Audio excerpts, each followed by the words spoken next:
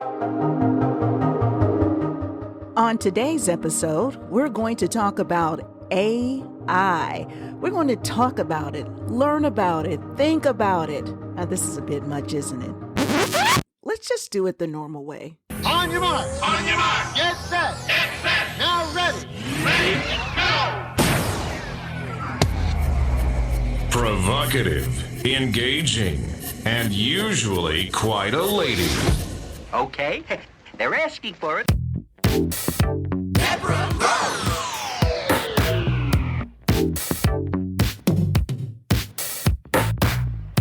Everybody's talking about AI. Okay, not everybody, but lots of people are. And I think that most of us, we're just curious. We want to know, what is it? Well, one thing I found out, AI is almost everywhere. It's been incorporated in our lives for quite some time. And that's not a bad thing. As a matter of fact, AI has done and is doing lots of good things. So what I want to do in this podcast, in the first part, I'm going to take a look at all of the applications, or certainly a number of applications of AI and ways in which it's already being used in our lives, our daily lives. And then in the second part, I want to take a look at the potential problems of AI. And we'll try and connect some of those to some of the things that we find to be good. So how much AI do you really want in your life? First of all, there is, and I'm saying first of all, I'm just putting it in the order that I want to. Software or methodology AI. So that's where we have things like voice assistants, Alexa, Cortana, do this, do that. It's image recognition for our face to unlock our cell phones. It's also machine-based learning for fraud detection. And we want these things. Certainly, I don't really use the voice recognition. I don't really like the voice recognition. I'm always thinking, like when I'm using my television, I really don't like telling my television to turn to whatever. Because I'm always thinking, and this is the little paranoid part of me, I'm always thinking, I don't want it to learn my voice. You're not going to learn my voice. Why is that? I don't know. What is it going to do with what is it going to do with my voice? I have no idea whatsoever. I'm always having that thought. I'm just going to push the button like I've always done. I'm not going to tell it what to do. Then another type of AI is called embodied AI. So first we had the software or methodology AI, but this is the embodied AI. And we see the embodied AI in lots of places, and we're going to see it in lots more places. For example, you have a drone. Well, that's embodied AI. Self-driving vehicles. Well, we just see the prototypes for those. I don't think there's anybody out there owning a self-driving vehicle, but I could be wrong. And then there are assembly line robots where you look in a factory and there's the robot. It's doing the packaging and the shipping and moving the products from the assembly line, maybe to the point where they get ready to load it onto the truck. Then I learned about this, and see, I like learning about technology. I don't know a lot about technology, but I love learning about it. The Internet of Things. This is again when we're talking about embodied AI. That's the network of physical objects or things that are embedded with software, sensors, and other technologies for the purpose of connecting and exchanging data with other devices and systems over the internet. So, for example, it could be a household object. It could be sophisticated industrial equipment. It's lots of things. But the bottom line is that they say by 2025, there will be 22 billion connected IoT or Internet of Things devices. There were roughly 10 billion just in 2020. And that's from Oracle. This is fascinating stuff because now we're all like AI. I love using AI. We've been using AI. That's the crazy part. We have been using AI. You've got your smart TVs, your smart refrigerator, all of these things, again, where we have all of this data being exchanged with the physical device, the physical object. And this is done, they do this by computing. They use the cloud, they use big data, they use analytics and mobile technology. So these physical things, they share and they collect data, and they don't use that much human intervention. I imagine there are programmers, but we don't really need to do very much to get these physical objects to share the data that's going through the cloud and all of this analytics and all of this various technology. Maybe you go and push a button. Maybe that's the extent of your involvement in that entire process. So our world really is hyper connected.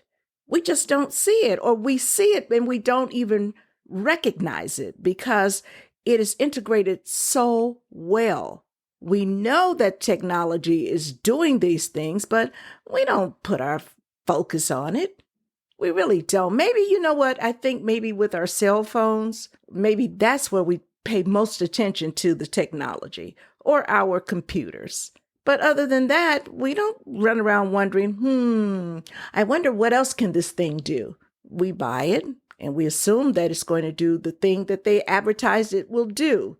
Technology, and AI in particular, it really has made our lives so much simpler.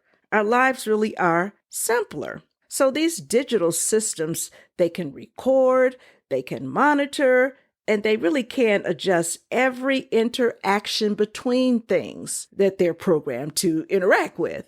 But they do this seamlessly. Even when you look on the industrial side, you've got smart manufacturing, you've got preventative maintenance, you've got proactive maintenance, you've got predictive maintenance. And when I was reading about that, I'm thinking, okay, that's in the industrial world. What happens when we get to the law enforcement world? And of course, my mind went over to Minority Report. Remember that movie with Tom Cruise, where one day they will predict when crime will happen. On the industrial side, there are also smart cities, smart power grids, which I don't think the U.S. is really using smart power grids. I mean, I guess they are, but on the national scale, our power grid is not in good health. It's very poor. You've got connected logistics. You've got smart digital supply chains. And the thing about that I worry about is China. Because I was watching this video where it was at a port and there were these huge cranes. I mean, these cranes were monstrously large, and they were moving shipments around the dock, but they all came from China. And I was thinking right then when I saw this, and this was maybe 3-4 months ago. So what happens the day that China decides, you know what? No, we're not going to do this anymore. Or we're going to pay the U.S. back for something we don't like. And they just shut the program down. Then what happens? That would be something like what happened at the beginning of the pandemic, where everything was basically shut down. So they talk about smart logistics and connected logistics and smart digital supply chains. Well, it's smart, yeah, but still there are some concerns for me there. I'm mentioning these things really to drive home the point. There is so much AI already in our lives. Now, according to Blockchain's Council from a May 23rd article, they say that there are other ways in other areas that AI has been integrated, and that includes social media. Social media uses AI to customize our feeds, such as like Facebook, and to remove fake news. And here again, I have a problem with that because there seems to me that, yeah, some things are obviously fake, but I think over the last 3-4 years, we've also seen that social media can declare fake news, whether it's fake or not. Yeah, they do whatever they want. But yeah, that's what they're using AI for. Twitter, they use neural networks to process large amounts of data, and they learn your preferences in real time. So while you're on Twitter, this data is being collected and processed, and they're learning right away what your preferences are. And then back to Facebook, they rely on what they call deep learning technology. Specifically, they use something called the torch framework. And for those of you that are in technology, you understand this stuff far better than I, and maybe far better than most of us. But I did go and look it up. And the torch framework, that's basically scientific computing. It's a scientific computing framework. It's machine learning, very, very deep machine learning. And it uses algorithms basically to process tons of data really, really fast. And on Instagram, which of course comes under Meta, they use AI to target ads, to target cyberbullying, and to remove abusive comments. And here again, yes, we can all identify an abusive comment. But for me, my question is always, but who else is determining what's abusive? Because over the past couple of years or so, we've seen people who have been banned, who have been put in, Facebook jail, or having their accounts canceled or suspended on YouTube that are really not abusive or fake in its content. So there are some issues there for me. Even though I think a lot of people think, well, AI, that's just an independent computer program. It's not biased. It has nothing against anybody. And that's not right, because it's not self-thinking. It is really programmed, and it's deep learning, and it can, I put quotes around learn, but it can amass a base of knowledge. But there still has to be someone putting in that foundational stuff for that system to work. So that's where I think we see the bias already present. It's already there, because why? People who control these entities, people that own these entities, they have their own biases, and they make the determination as to what's going to be on their sites, what's acceptable and what isn't acceptable. But still, we're talking about AI. And of course, when you get online, you go to a website. I did this today, as a matter of fact. I had to get in contact with Xfinity. And I really, really get tired of these apps, because then they open up these chat bots. And that's the next AI integration, the chat bot.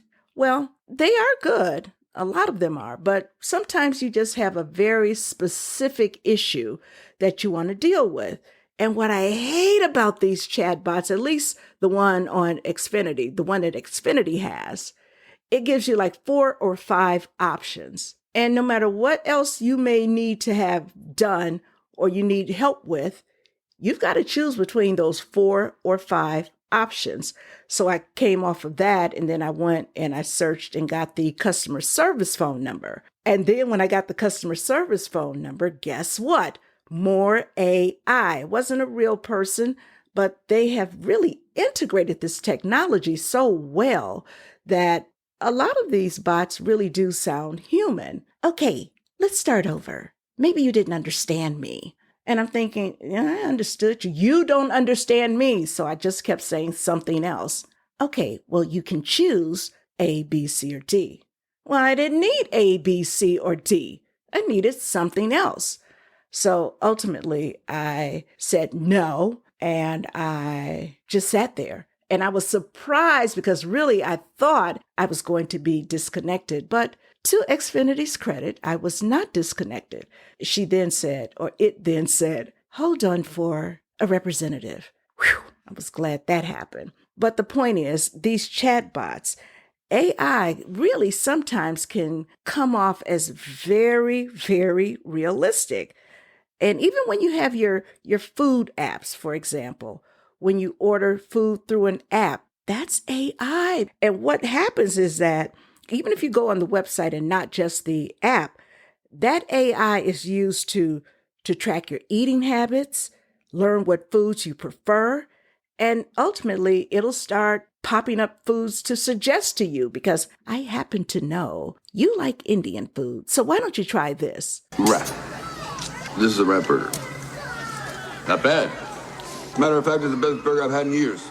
And then there are the streaming services. I kind of figured when you log on to Spotify or Netflix, and then they have these recommendations, I figured that was probably AI technology. But what I didn't know is that they also use AI to avoid lags or interruptions. That's AI technology doing that. They use it to allocate the servers that are closest to your home. That helps cut down on lag and interruption. And I think that's really, really cool because there's nothing worse than to have a movie freeze. Remember those days? The movie would just freeze. Or when you were on a website, if a lot of people were on the server, you really couldn't do very much. AI really is eliminating all of that. They also use it to adjust the bandwidth based on the popularity of certain content. So if a ton of people want to watch Jamie Foxx's new movie, then they use AI to adjust the bandwidth because more people will be in that stream versus something that nobody's really watching. Then they would narrow that bandwidth. That's AI. A few other areas we're going to kind of run down where AI is already being used. Plagiarism. I had to laugh at that one. Plagiarism. Well, they're using AI technology to make identifying plagiarism a lot faster and thorough. This technology can quickly identify when you've used too much of someone's content or when you have just taken someone's content and given no attribution whatsoever. And I did think about President Biden because I know that in law school, when he was at Syracuse Law, he plagiarized. That was back in 1965. And I was reading where he held this press conference and he admitted it. But he did also say he didn't do it with malice. He just took somebody's information and used it. But it wasn't with malice. Didn't mean to do any harm. Yeah, right. And then, of course, later, in several instances, more accounts, more allegations of plagiarizing other world leaders. And he admits again, well, I did it, but hey, Jack, it wasn't intentional. Oops. I think the use will be real good. And of course, medicine, I don't even have to run that one down.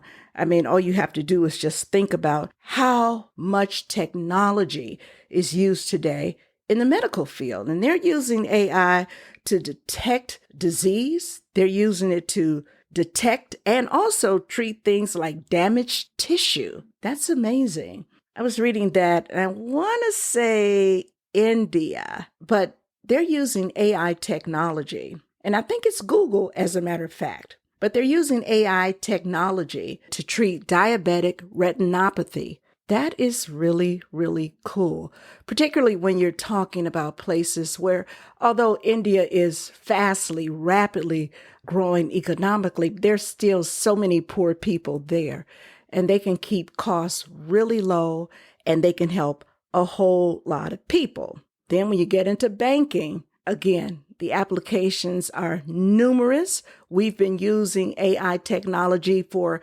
quite some time. Banks, insurance companies, financial services, they use AI to process transactions. They use it for customer service. They use it for analyzing large amounts of data so that they can predict future market trends. So when you go to invest, AI technology has already kind of scoped the future landscape. And that's pretty cool. Also, to detect fraud. Therein lies a problem for me. There are so many people they're just being ripped off. They're having their identity stolen. So AI, you need to step it up. Step it up in this area, AI. Look at e-commerce. When you go shopping online, AI technology has been at work in e-commerce for probably since they've had e-commerce. It helps with ordering, the supply chain, logistics, and all of that is done with machine learning, AI technology. So there are a few others. I do want to hit those because I find it fascinating. I know everyone's talking about Chat GPT, and they're talking about how AI can do this and how AI is going to be able to do that. AI is already doing things, has already been doing things. Your navigation apps, when you use Google Maps and Waze, well, those devices, AI technology, it analyzes huge amounts of geographical data. And that includes satellite images. This is why they can give us real-time road and travel information. And researchers at MIT, as a matter of fact, they've developed a navigational model that uses AI that can identify and tag cycling lanes and parking spaces in real time. So yeah, life is getting so much simpler, but in other areas, yeah, it's getting a lot more complicated. Again, when you're talking about fraud, financial fraud, identity theft, that's a problem. But there are just so many areas where life really is becoming a lot easier. Look at your email. Email has been around for quite some time. AI technology, in this regard, they use what they call natural language processing and also machine learning. So email has gotten pretty darn sophisticated. Aside from helping us filter out spam, because you see the message pop up, is this spam? And you can just click, of course, and you can have it moved to the trash bin. That's great. It can also help you respond to your emails if you're busy, if you don't really want to think about what should I say here. You get these suggestions that pop up. Hey, thanks for your help. Oh, good. I'll see you then. Whatever. That is a relief for a lot of people. Sometimes you don't want to sit down and think of what to say. Also, that AI technology with your emails, if you're working on an email and you get distracted and you start doing something else, certain programs will give you that notification. Are you ready to send? That's AI technology. So that's a cool thing. And video games, and I'm not much of a video gamer, though I used to love video games. I don't even know if I would recognize most video games today because they really immerse you really deeply into the games. And what happens in this area, AI technology, it assesses the player's skill level. So you're playing, and actually while you're playing, the game it's monitoring, it's learning your levels. And then some people use VR, the virtual reality headsets. And with those, what's being applied there is cognitive behavioral therapy. That's what they call it, cognitive behavioral therapy. So essentially, as the player progresses, AI analyzes their behavior and adapts the gameplay to suit that player's performance. Now, come on, that's a leap there. AI technology being used by so many people in art, in music, writing. In fact, I think AI is a subtext to the strike by the actors in Hollywood. I think they are concerned ultimately about their images and their work environments. How much will AI play a role? When I was in college, I took a great class. It was called Communications Technology and Human Life, taught by Tom Skilling from WGN News. He's the weatherman, been the weather guy there probably 40 years. But what a fascinating class it was. And it really was all about the future application of technology. Now, they weren't calling it AI, but they were just saying technology, how one day you would just be able to order clothes that you could look into this like virtual mirror and you could try on clothes. Well, that's kind of similar to what you see on some websites. And then there was the prediction, I'll call it, of one day movies will be made using deceased actors, dead actors, Marilyn Monroe, Humphrey Bogart. They can do these things. Remember the hologram with Tupac? And I think they're planning concerts and things of that nature. This is what this technology can do. A couple of more, and then let's move over to some of the potential problems, because it's not all rosiness on the horizon. But with security and surveillance, there are so many cameras in public today that it really does become a daunting task for security people to follow all the feeds, to see everything that's happening. This is where AI plays a role. It'll use machine learning algorithms and it'll analyze like huge amounts of data and of footage. And it can flag suspicious activity because it's learned what's normal in that area. And then when you have that kind of program, if you're utilizing that, it really does make it easier for the security people because then they can move quickly. Because this AI technology, it's pretty much watching everything, analyzing everything it quote unquote sees and identifying the problem. Also, there's AI powered facial recognition.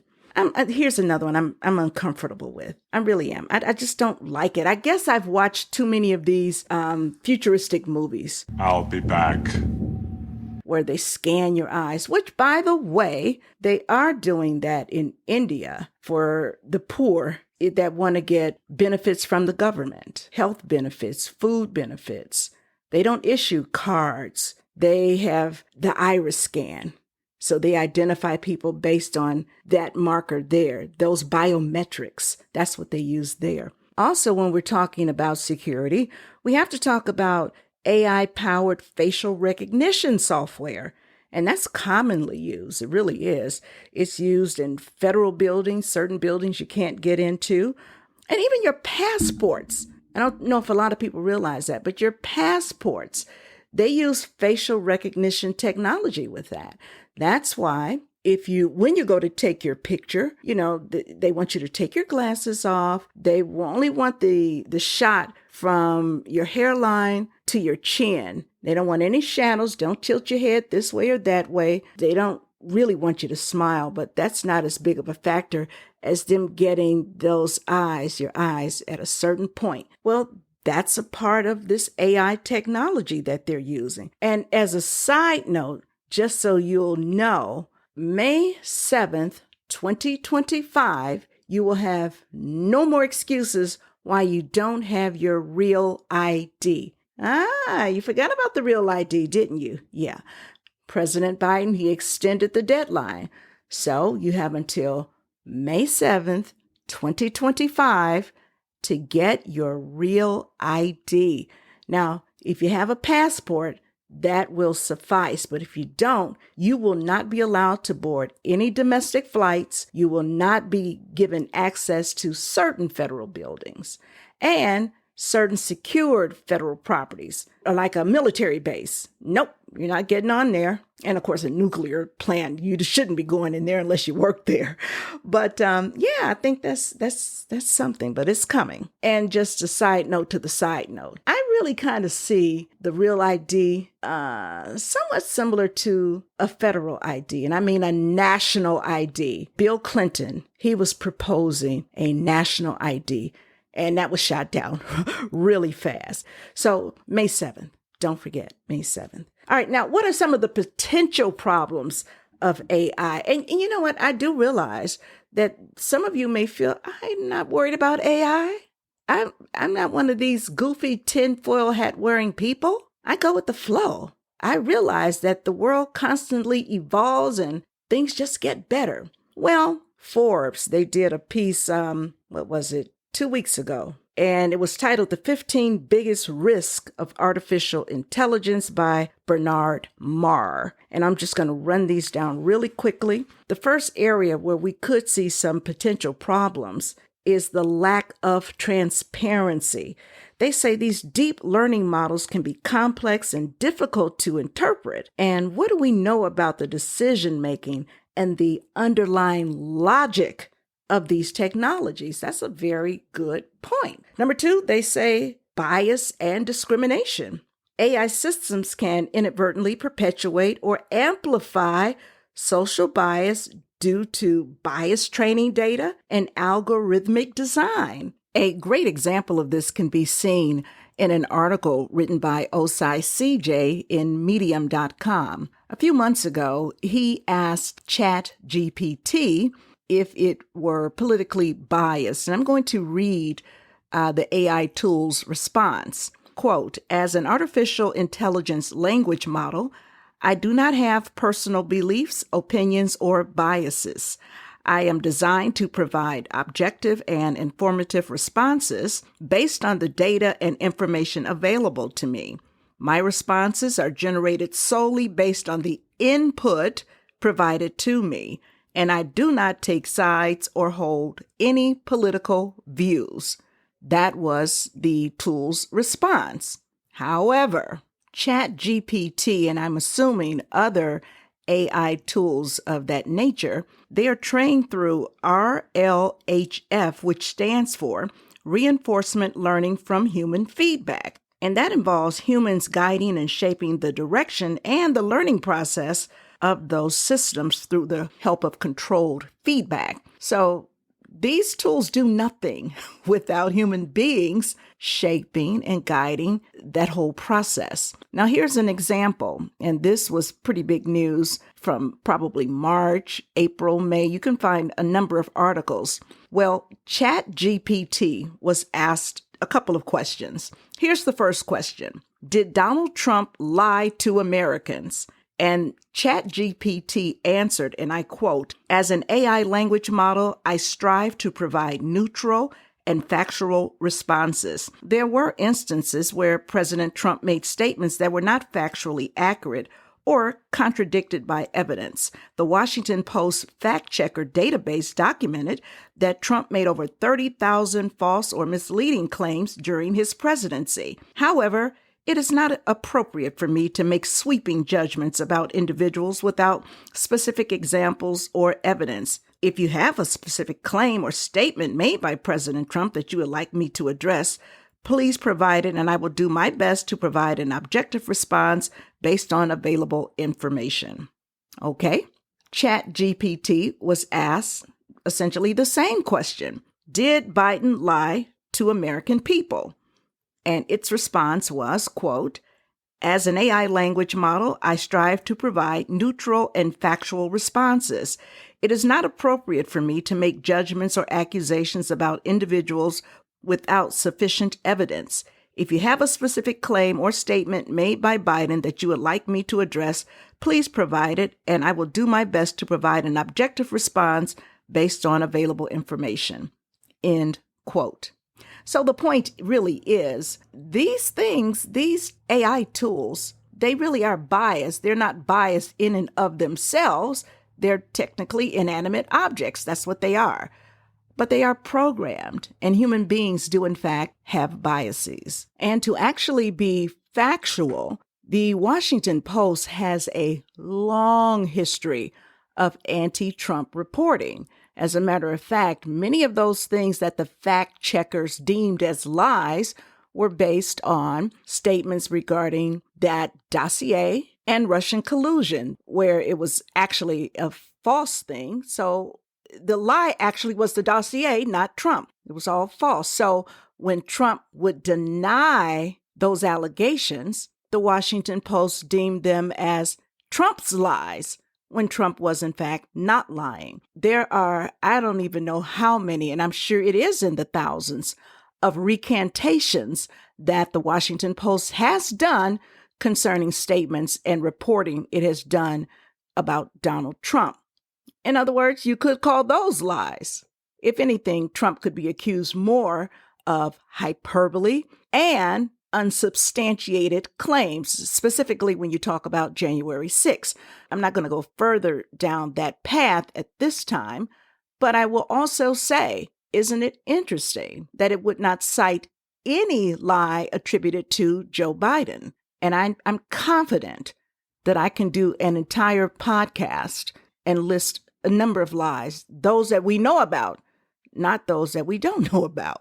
You must read this article. It's titled, It Seems ChatGPT Hates Trump, and it is from medium.com. It is done by Osai CJ. The reason you have to see this guy goes so far down the path with ChatGPT because he asks questions about Bill Clinton, he asks questions about Hillary, President Obama, and The answers are so generic, but the author doesn't stop there. He goes back and he challenges the Chat GPT. Well, why did you make this statement about this person, but not that statement? In other words, you really have to see it. The thing starts apologizing. I'm sorry, I didn't mean to be biased. It's fascinating. And then it says, I'm just programmed this way. I want to just be able to trust you. You know, it's about trust. All right, number 3, privacy concerns. AI technologies often collect and analyze large amounts of data, and your personal data at that. So that raises issues related to security and also your privacy. Until they can stop hackers, until they can prevent identity theft, they still have a long way to go. That's just the way I see it. Number 4, they say, are ethical dilemmas. Instilling moral and ethical values in AI systems, especially in decision-making contexts with significant consequences. And I already know the area that we better be really concerned about, and I'll get to that in just a bit. There are security risks. As AI technologies become increasingly sophisticated, the security risks associated with their use and the potential misuse are increasing. We talk about hackers and other malicious actors. Guess what? They can also gain access to AI technologies as well. And they can use that for cyber attacks. They can exploit other vulnerabilities that we have. We talked earlier about the grid. That's one of my major concerns, is this grid. And here's why. As we listen to leadership, our president, we listen to all sorts of organizations and people with big platforms talk about climate change and talk about the need for us to get off of gasoline and get into electric vehicles and stop using gas in your home and get yourself electric stoves, so forth and so on. I'm thinking, but if you don't shore up that grid, if that thing is ever really attacked, or if there's just some sort of collapse, where's it going to leave everybody? That is a potential problem that really does bear not just examining and watching, but taking action on that security note. There's also concern about less human control in decision making. And then there's the risk of AI-driven autonomous weaponry. Yeah, where we'll have some rogue state or some terrorist who has gained access to weaponry that operates on its own, where they don't need a human being, that is to say, in a cockpit. They could be, thousands of miles away, program in what they want and where they want it to go and what they want it to do when it gets there. And we've got problems. Number 6, concentration of power. This is something to think about, because AI development is being dominated by a small number of large corporations and government.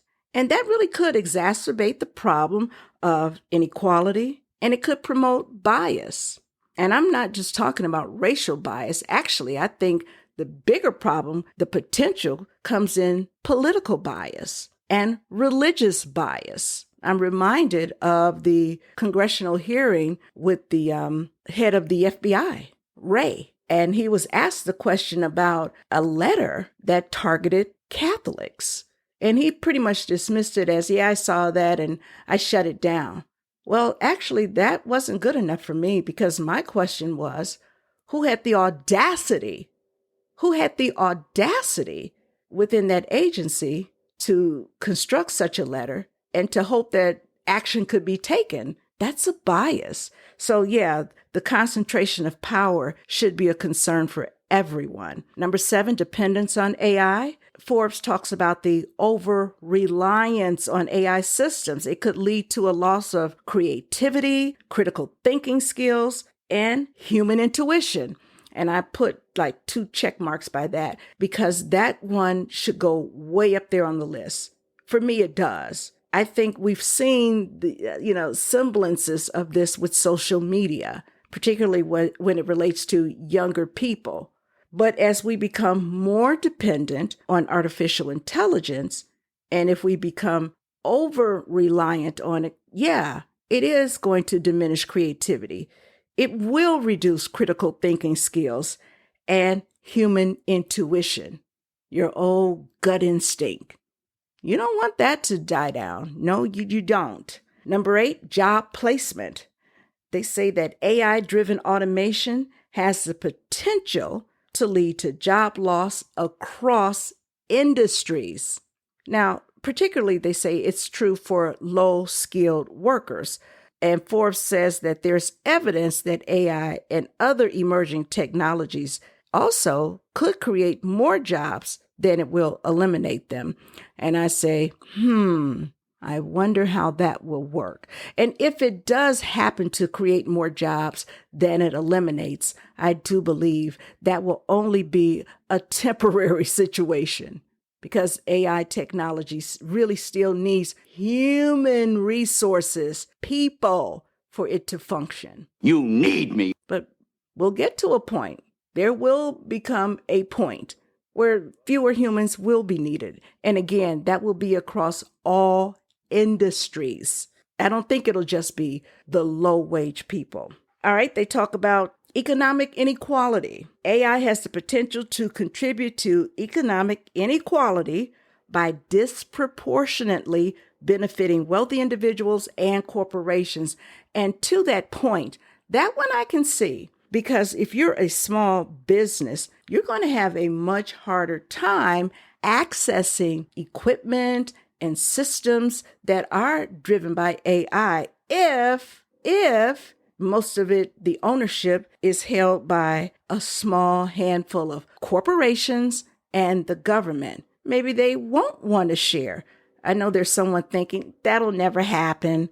This is a capitalist society. They'll sell access to that for $29.99 a month. Maybe they will, maybe they won't. Maybe there'll be more Amazons that rise up, companies that sell and do almost everything. Maybe they won't want to share the space with small businesses. So, yeah, I think that is a potential problem, the economic inequality. 10, they say, are legal and regulatory challenges. As AI continues to evolve, issues concerning liability and intellectual property will have to be addressed. And those two are just for starters. There are other issues like regulations and things of that nature we haven't even begun to think about, or certainly us average people, maybe people in, law schools and people in corporations, maybe they are thinking about it, but they're going to have to address that. What happens when someone gets hurt using something that was designed by or built by artificial intelligence? Where's the liability there? How much liability will a company have? Important questions. Number 11, the arms race. The risk of countries engaging in an all-out artificial intelligence arms race is real. I think the possibility is definitely there. You can look at China, you can look at India, you can look at other countries, and yes, you can look at the U.S. But if anybody's going to lead that race, trust me on this, I want it to be the U.S.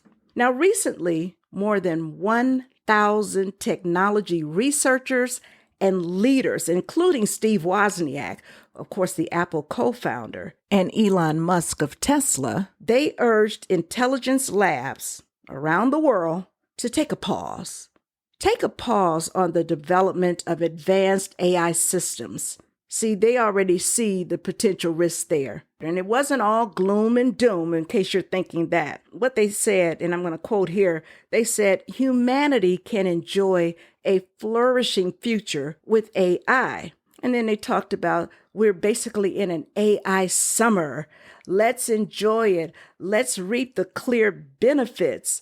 Give everybody an opportunity to benefit from it, and give society a chance to adapt to this new technology. And that's important. But they did stress, and this was the purpose of that letter, they stressed that if we don't put a pause on the development of advanced AI systems, this can lead to major problems.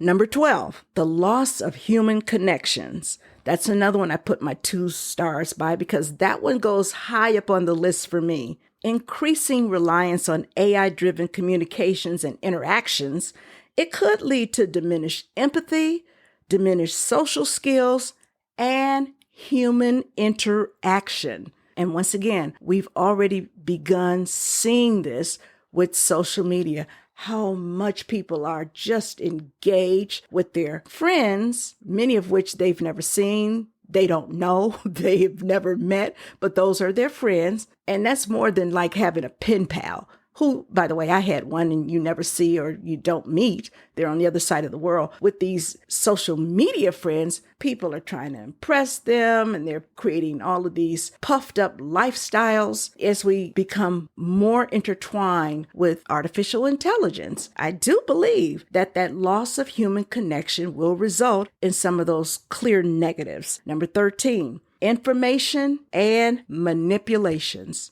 That's the third one that I put the checks by because that too goes up to the top of my list. We've heard about deep fakes. What do you think they're using to create these things? This is artificial intelligence. These online bots that are just spreading misinformation. They're creating the sense that there's a consensus behind what they're saying because, first of all, we're thinking they're real people and they're not real people. But also, there's not a bunch of people out there agreeing with them, but they give that perception and people are believing them. And they're just spreading all kinds of misinformation and fake news. These are not real people. They are intentionally designed to deceive you, to deceive us, to cause dissension, to wreak havoc, really, on a society. It's so bad that there is pending legislation, and in California, they just passed a law 8 or 9 months ago. It went into effect July 1st, and it's called BOT. It is the Bolstering Online Transparency Law. The whole point of it is to force bots to identify themselves as automated online accounts as opposed to just communicating online with people under the guise that they are real. And I say good luck with that. I saw several videos. Last week, I was texting with some friends of mine, and I was telling them about the AI news anchors and how this is just really something. Now, they are not brand new. They've been around for a few years now. I think China had the first one back in 2018. That's really not the story. The story is AI news anchors and reporters have evolved so much. There is an anchor in Venezuela. Now, what's interesting about this one, I was watching a video of him. I think CNN.com actually had that video up. His whole purpose is from the government, but his whole purpose is to mislead the public, misinform the public. Because when you get into these countries where you've got not a democracy or some form of democracy, but when you've got these dictatorial regimes, they don't care about your rights. Their whole thing is to amass and hold on to power. So if they're lying to you, if they are manipulating you, they feel that that's a good thing because you're going to stay under my thumb. I watched that video and I was like, my goodness, these things look real. And then China, they've had theirs again since 2018, but they have a couple of new ones. Their whole intent is to spread propaganda, negative information about the United States. Not their whole intent, but they do a lot of it.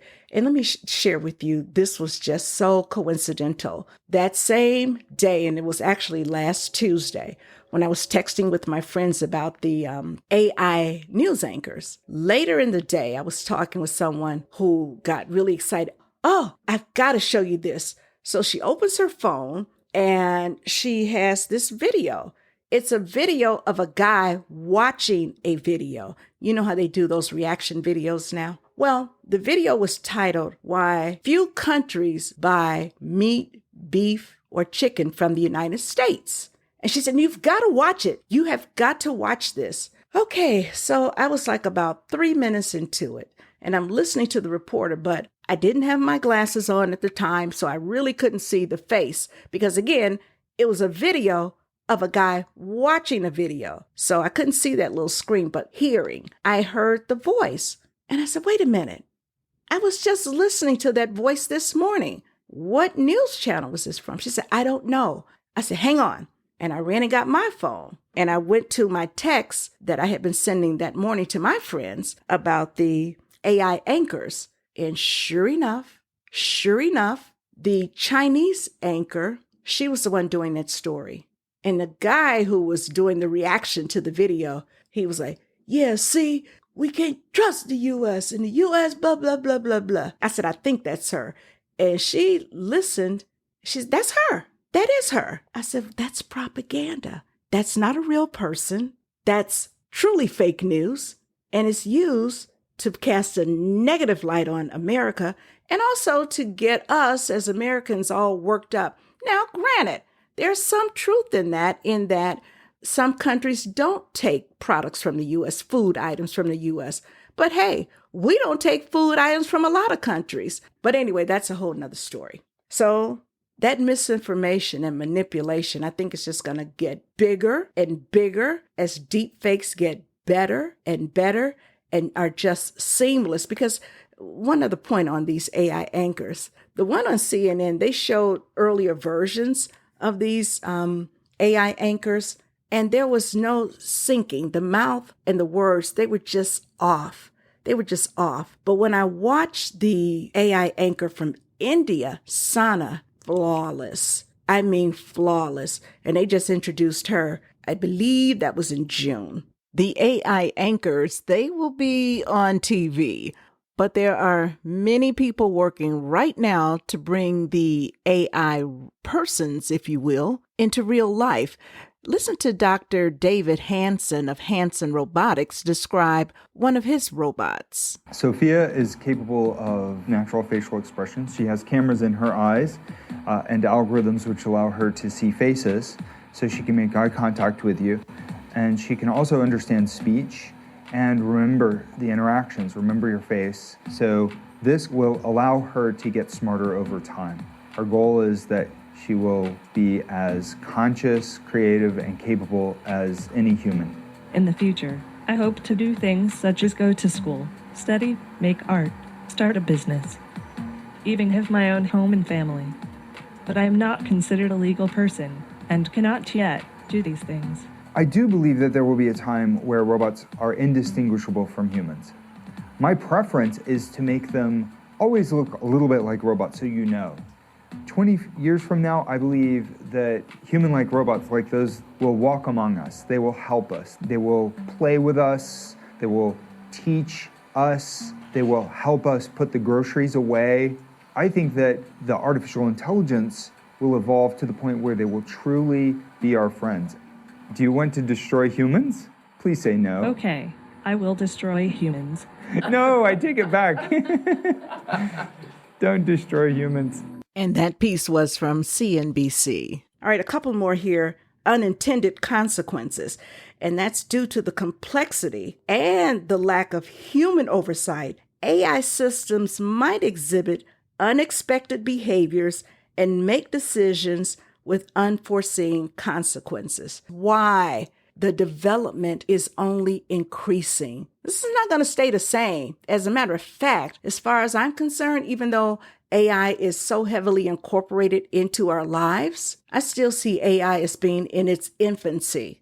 So I think that's a good point, especially when you factor in the lessening of human oversight. Because you know the day is coming when human beings will say, hey, these guys can do it all. Go ahead, handle it, AI. The last one is the most, I don't know what to say. It's actually the most frightening one. They talk about number 15, AGI. Had never heard of AGI. I already said I'm not a tech person, but I do really like technology. You know what AGI is? It's artificial general intelligence. Yeah, there's AI, artificial intelligence, but there's going to be, because it actually doesn't exist right now, but it's called artificial general intelligence, and it would behoove you Really, look it up. Just read about it. Do not say to yourself, well, you just said it doesn't exist. What do I care?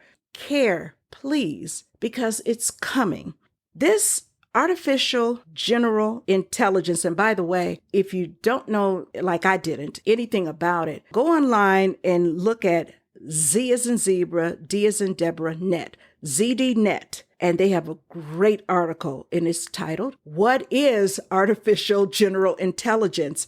And it's written by Nick Heath. And it's not a new article, by the way. It's from 2018. But it really does give you a lot of information. It'll help you clearly understand it. It's not a long read, but it's chock full of great information. One of the things that came out in that article is this guy, Ray Kurzweil. He's a futurist, Google's director of engineering, just known for his predictions as it relates to technology. And this guy says that by 2029, AGI will be here. It will be here, and it will be able to take and pass the Turing test. I did not know what the Turing test was.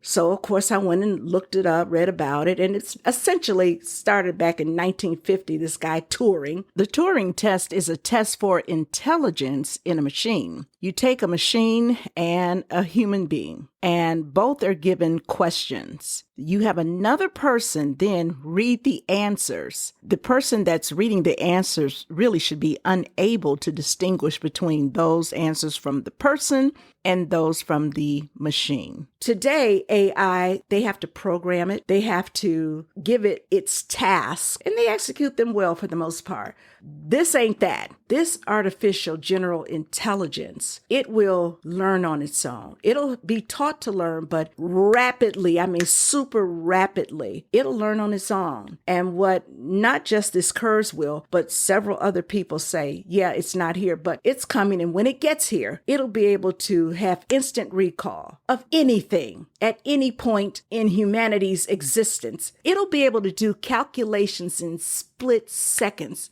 Throw out your 2,000-digit equation. Split second, it'll give you the answer. But not just that. It'll be able to not only do what humans can do, not just the physical part, but the reasoning and the logic. It'll think better than human beings, faster. And when you factor in these other things like logic and reason, this guy Kurzweil, he said AGI will have more information than all of humanity over like 1 billion years. Just like that. You don't want to fool with that. I'm telling you, I don't want to fool with it. You can speak for yourself. I don't want anything like that, because you know what happens at that point. A couple of things actually happen. Man, human beings, we really won't be of any use then. And oh man, I was reading so many good things. What happens with me? When I find something that interests me, this is what hurts me too. I just go down a rabbit hole. I can't stop myself. I can't. But in reading about AGI, there are those who are saying this is part of the reason why there's become an increasing discussion about universal basic income. Now, I don't know if that's true or not, but it makes perfectly good sense. If you don't know what universal basic income, essentially it's the government saying, here, we're just going to pay you. Whether you can work, whether you can't work, there's several trial programs right now across the country. Chicago has one, San Francisco, several places. They've been doing this in Europe, in certain European places for a while. Remember when then presidential candidate Bernie Sanders, he would always talk about in Norway. Yeah, they have it too. But that would absolutely be necessary if we get to a point where artificial general intelligence is doing everything and doing it far, far, far better than we ever could. And you know how greedy some of these companies can be. They'll say, what the heck with human beings? Look at my productivity. We don't need not a one of those stinking human beings. This baby can do it all. The other thing, this one blew me away, is something that Kurzweil, he mentioned this too. Going forward with artificial general intelligence, and I think he's a proponent of this as well, but there's something that they call the singularity. the singularity. Remember that. I didn't know it by that name, but there's this guy. His name is Martin Rothblatt. And I read about him about 4 years ago. He's a very smart man. He's a PhD. He has a JD. He's the creator of XM radio. He has a bunch of patents on different things. This guy is really a smart guy. He is such a huge proponent of what I just learned is called the singularity. But it is the blending of human beings and technology. In fact, I believe that Martin Rothblatt, I think I remember him saying he doesn't even really want us to have human bodies, just the technology. So that's not really a human being. I'm thinking maybe he thinks the human spirit can be captured in this technology. And then if you look on YouTube, he built this robot. It's in the image of his wife. And this thing is a horrible prototype. But this was a few years back. But that's what he wants to see. He wants to see human beings and technology merge. So there won't be anyone that's all human and there won't be all technology. We'll just be together. It's called the singularity. And just in case you're saying, oh, okay, so you're one of those people, you just hear the wackiest thing and you just think, oh my God, it's going to happen. I don't think that that'll happen, but I do believe that artificial general intelligence will happen. I actually saw a prediction that in 2036, and there's a Forbes article where a guy says that he thinks in 2036, the very first form of AGI will be available.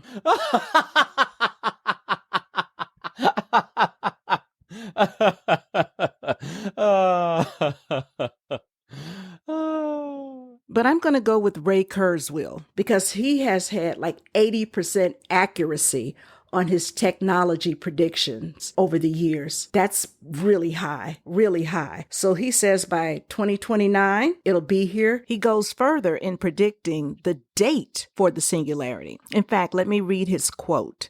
He says, I set the date for the singularity, representing a profound and disruptive transformation in human capability as 2045.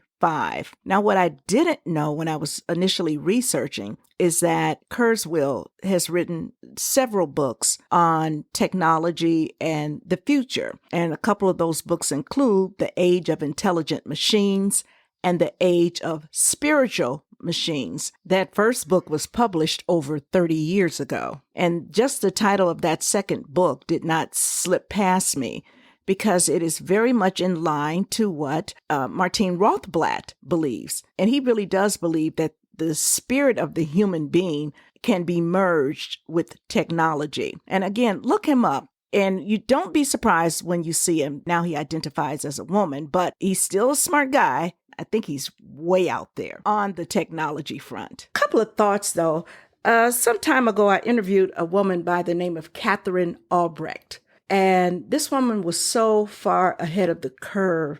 I mean, so far ahead of the curve on technology, particularly AI technology. She wasn't calling it AI. She was just calling it technology. But she wasn't far off, I don't think, because, and I'm dating myself, I realize this, but she was talking about things like smart appliances and that one day your refrigerator, it will keep all of your data.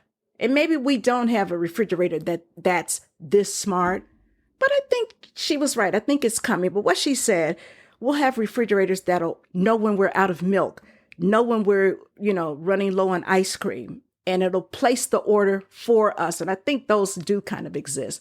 But she took it a step further. And she said that the dangers lie in what happens if you are a diabetic, or you are obese, and not even necessarily morbidly obese, but you're overweight, you're fat. What happens if that refrigerator can send your data to your insurance company?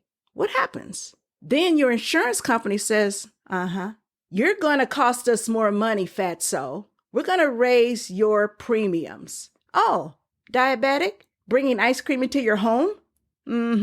We'll see about that. Increase for you too. Or what about someone that smokes? You can think of myriad things that all of this smart technology within your home, ultimately, if someone so thinks that the time has come, could start reporting data to companies, to the government. And I'm not being a wild-eyed tinfoil hat wearer either.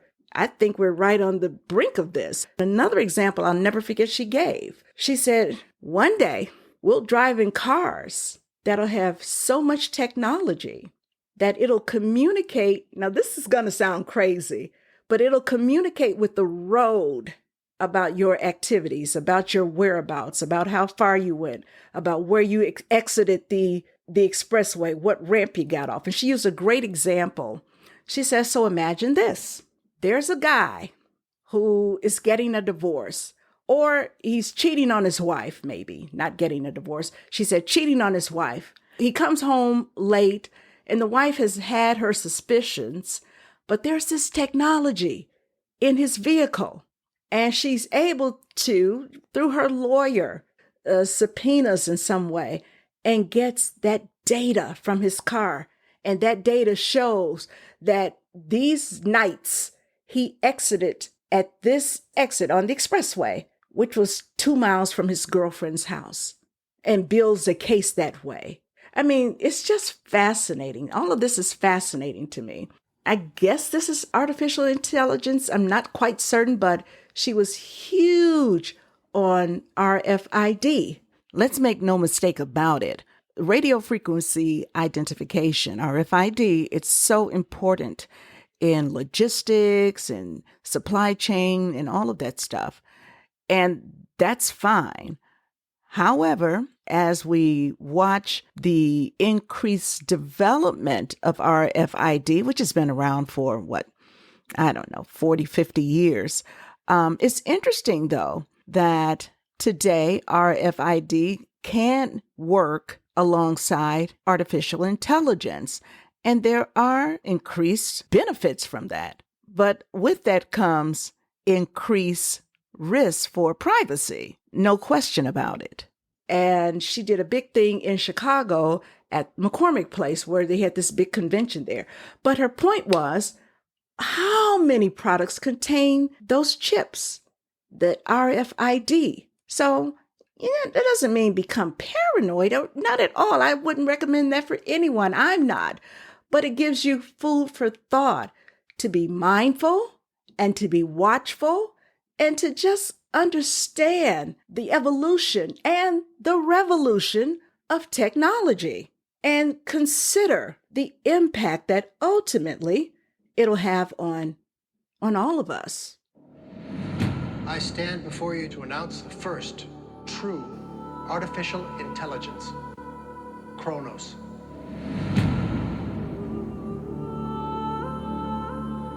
Tonight, this night, we enter a new age.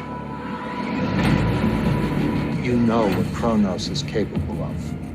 Capable of saving Earth from self-destruction. A century ago, they were activated.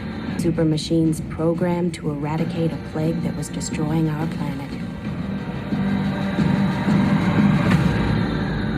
Us.